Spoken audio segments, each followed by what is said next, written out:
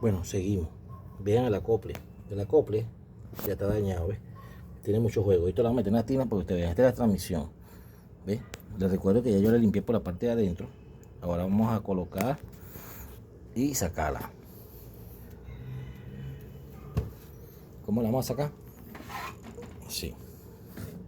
Vamos aquí así.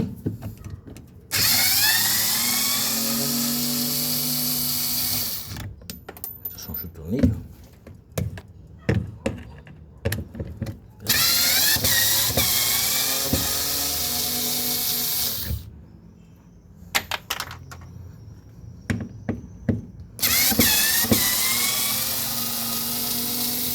Eso es fácil de sacarla. Y para montarla, eso no lleva ningún tipo de pegamento, ¿ya? Ningún tipo de pegamento. Usted me dijo, no, quítale la polea para que pueda sacar los tornillos. Si yo trabajo cómodo aquí, porque lo voy a quitar la polea.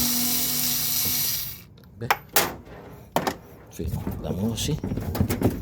¿Ves? Y la saco. ¿Te vieron todo esto? ¿Ves? ¿Por qué? Pues ya la aflojé por lado adentro. Cuando esto no le para. Esta es la transmisión que hay que comprar. Ahorita pesada. Esto tiene agua adentro a morir. ¿Ves? Todo eso que te ven ahí se pasa de agua. Ya está empezando a pasar el agua. Bueno, seguimos. ¿Qué si se repara? Esto no se repara, ¿ya? Se le puede hacer un mantenimiento si quieren alargar de la vida, X lo otro, pero ya eso está pasando agua ya por la estopera.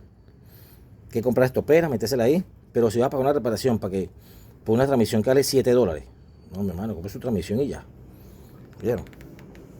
Compre su transmisión de $7, de $10 y la metemos ahí y listo. Esto no se destapa ni nada, eso es el mismo. Continuamos.